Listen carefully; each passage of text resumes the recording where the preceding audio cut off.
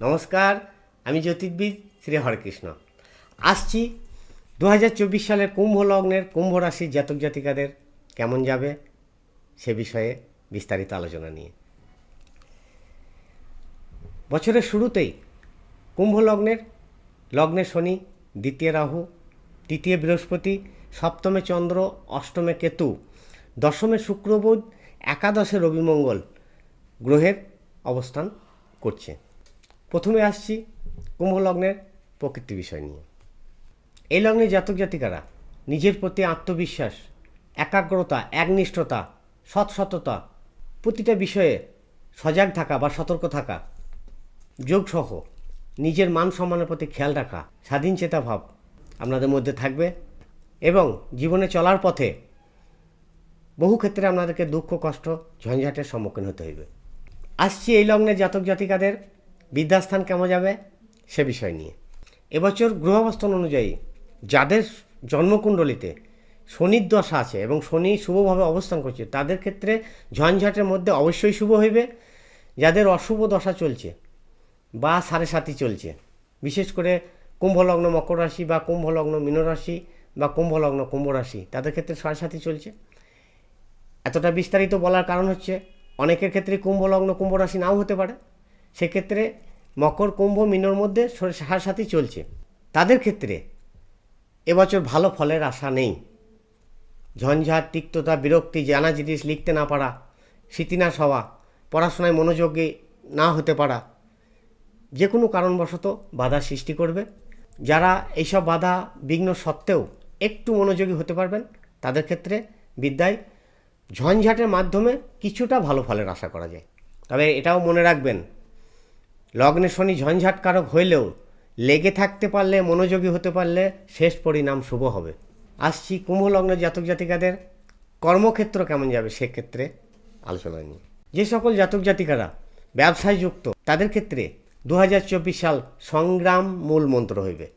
যাদের গ্রহাবস্থান শুভ জন্মকুণ্ডলিতে তাদের ক্ষেত্রে অতি ব্যয়, বাজেট ফেল, কারও উপকার করতে গিয়ে অর্থ নষ্ট হওয়া বা ব্যবসা ক্ষেত্রে ঋণ দিয়ে সেই অর্থ হাতে না আসা বা কোনো অসৎ ব্যক্তি থেকে অর্থক্ষতির ভয় পূর্ণ বছর চলবে।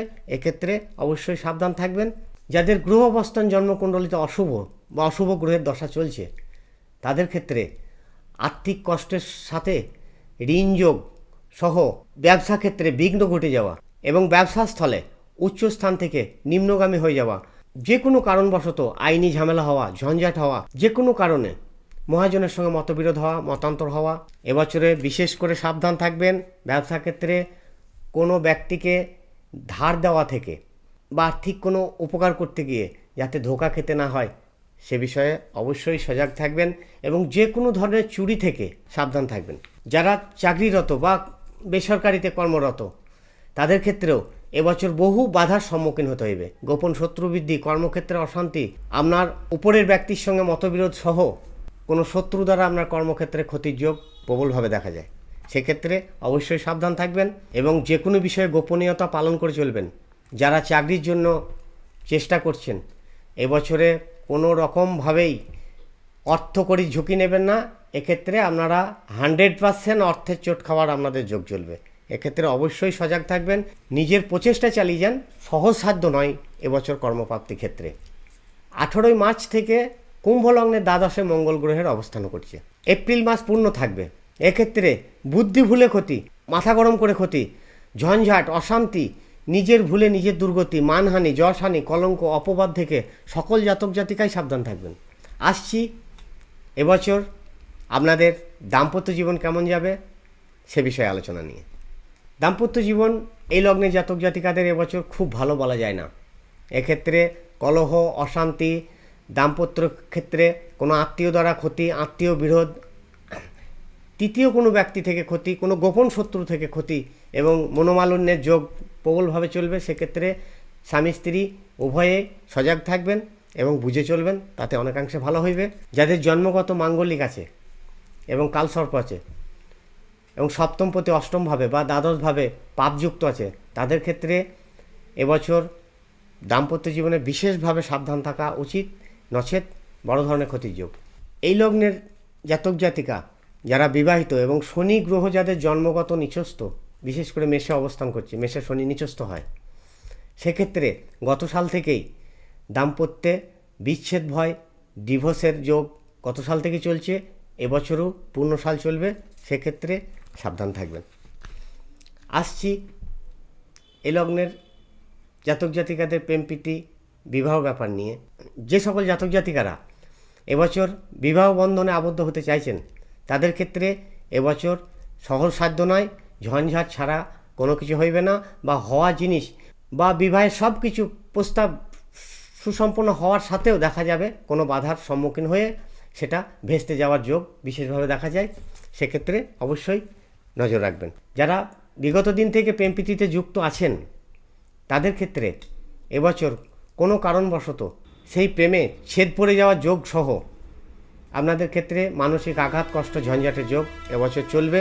যারা নতুন করে প্রেমে পড়তে যাচ্ছেন তাদের ক্ষেত্রে বুদ্ধিভুল, মানহানি, অপবাদ এবং অসৎ ব্যক্তির পাল্লায় পড়ে, অসৎ বন্ধুবান্ধবীর পাল্লায় পড়ে প্রতারিত হওয়া, আঘাত পাওয়া, দুঃখ পাওয়া, কষ্ট পাওয়ার যোগ এবছর পূর্ণ সাল আপনাদের ক্ষেত্রে চলবে।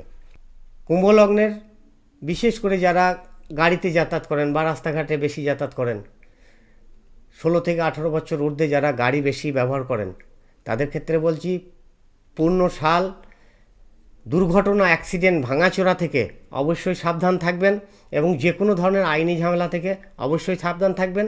তবে যাদের গ্রহের অবস্থান শুভ তাদের ক্ষেত্রে অশুভ ফল কম হইবে, তবে চলাফেরায় সকলেই সাবধান থাকবেন।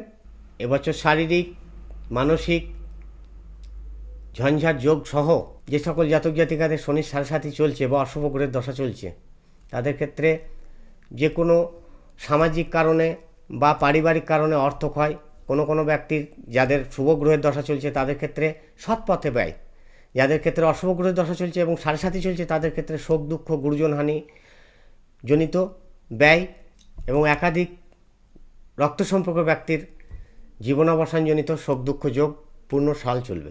গ্রহ অবস্থান শুভই হোক আর অশুভই হোক, যারা কর্মে যুক্ত আছেন তাদের ক্ষেত্রে এবছর আয় ক্ষেত্র অনেকটাই ডাউনের দিকে যাবে এবং আয় হইলেও অতিব্যয় তো চলবেই এবং ঝঞ্ঝাটের মধ্যে সব কিছু হইবে। দান করা ভালো, অবশ্যই দান করুন। এই বছর বিশেষ করে যেহেতু অষ্টম গৃহে কেতু এবং দ্বিতীয় রাহু, কাউকে ঋণ দেবেন না, সেই ঋণ ফিরে পেতে আপনাদের সমস্যা হইবে।